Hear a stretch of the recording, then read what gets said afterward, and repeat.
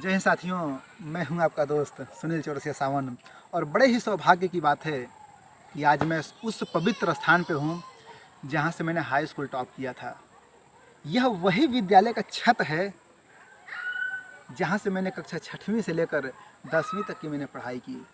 आज मैं आपको इस पवित्र मंदिर के दर्शन करवाने की कोशिश करूंगा और बताने की कोशिश करूंगा कि कैसे एक सरकारी स्कूल में पढ़ाई लिखाई करके एक विद्यार्थी टॉप भी करता है और कैसे सरकारी स्कूल में पढ़कर एक विद्यार्थी सरकारी स्कूल में शिक्षक भी बनता है, केंद्रीय विद्यालय में शिक्षक भी बनता है। कैसे एक सरकारी स्कूल में पढ़ाई लिखाई करके एक से अधिक नौकरियां प्राप्त की जा सकती हैं। और आप माहौल देख सकते हैं, प्रकृति की गोद में यह विद्यालय है। चारों तरफ खेत खलिहान है, चारों तरफ हरियाली है, चारों तरफ खुशहाली है। तो आज हम आपको दिखाने वाले हैं किस तरह की हमारी कक्षाएं हैं और कैसा यहाँ का माहौल है, सब कुछ कैसा है। बहुत ही खुशनुमा माहौल है और बहुत ही मतलब कि मैं तो यहाँ पे इस विद्यालय में 10 सालों के बाद आया हूँ, 10 सालों के बाद। और यहाँ आने के बाद मतलब मन भाव विभोर हो गया है, बहुत अच्छा लगा। तो मैंने सोचा कि आप सभी को अपने विद्यालय के दर्शन अवश्य करवा दूं और आप ज़रूर देखिएगा और बताइएगा कि मेरा विद्यालय कैसा लगा। और अगर मेरा प्रयास, मेरा विद्यालय अगर आपको अच्छा लगेगा तो इस वीडियो को ज़रूर लाइक कीजिएगा और शेयर इसलिए कीजिएगा क्योंकि आज के लोगों के मन में भ्रम है कि हम प्राइवेट स्कूल में अपने बच्चे को पढ़ाएं तभी हमारा बच्चा सफल होगा। लेकिन यह भ्रम इस वीडियो को देखने के बाद टूटने वाला है, क्योंकि आपके सामने जो विद्यार्थी खड़ा है यह सरकारी स्कूल में पढ़ रहा है और सरकारी स्कूल में अध्ययन करने के बाद आज सरकारी स्कूल में अध्ययन करा रहा है, पढ़ा रहा है। तो आइए इस वीडियो में शुरू से अंत तक आप बने रहिएगा। चलते हैं और देखते हैं अपने विद्यालय को अच्छी तरह से।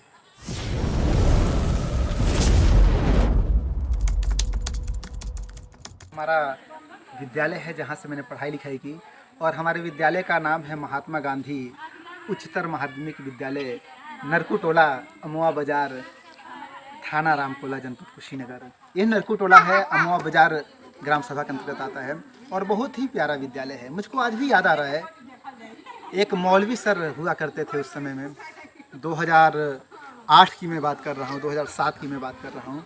मौलवी सर हमको पढ़ाते थे, मेरा बहुत उनका प्यार मिला था। जैसे मान लीजिए कि दोपहर के बाद जब लंच हो जाता था उसके बाद से बहुत से बच्चे घर चले जाते थे। कभी कभी तो ऐसा होता था कि मैं अकेला बचता था विद्यालय में। तो गुरुजी से मैं कहता था कि गुरुजी अगर मैं रुका हूँ तो क्या आप मुझको पढ़ा सकते हैं अकेले? कहते थे बहुत हमको खुशी की बात है, मैं ज़रूर पढ़ाऊँगा सुनील, रुके हो तो पढ़ोगे।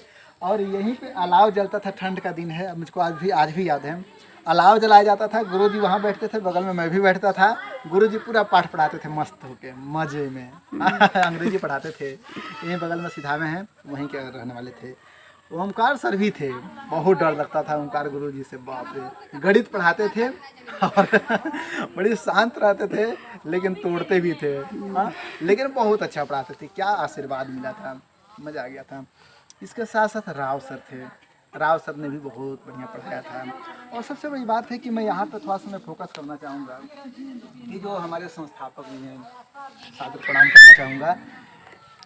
नाम है स्वर्गीय सत्यनारायण दुबे, पुत्र स्वर्गीय ईश्वरीय दुबे। इसे मैं चाहूँगा कि आप ध्यान से देख लें और इनका बहुत बड़ा योगदान रहा है।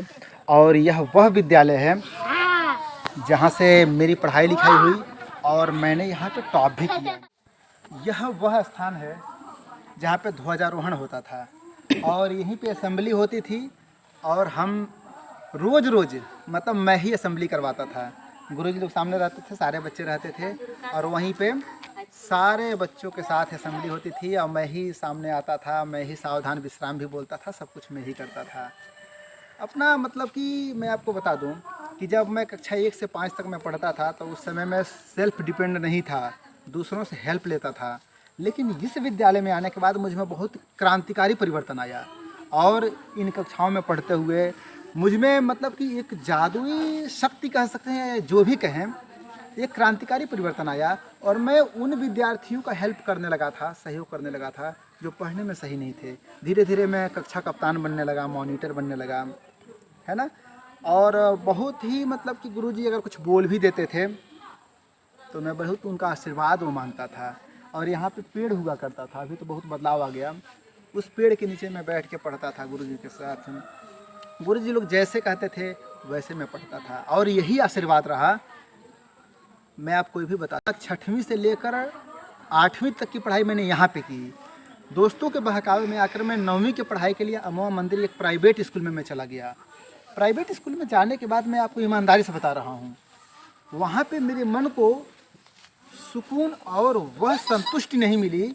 कोई सवाल मैं पूछता था तो जो जवाब, संतोषजनक जवाब, उत्कृष्ट जवाब मुझको यहाँ से मिल जाता था, वह प्राइवेट स्कूल में नहीं मिल पाता था। मेरे मन को सुख संतोष नहीं मिलता था। मैंने पिताजी से निवेदन किया, रिक्वेस्ट किया कि पापा मुझको प्राइवेट स्कूल से निकाल के पुनः यहाँ पे डाला जाए। और मैं 9वीं में प्राइवेट में पढ़ा, फिर से 10वीं में यहाँ पे आ गया। रजिस्ट्रेशन कहीं और हो गया था, वहाँ से ट्रांसफ़र करवा के यहाँ पे मैंने पढ़ाई की। 10th में, 10वीं में मैंने पढ़ाई की और यहाँ पे मैंने टॉप भी किया।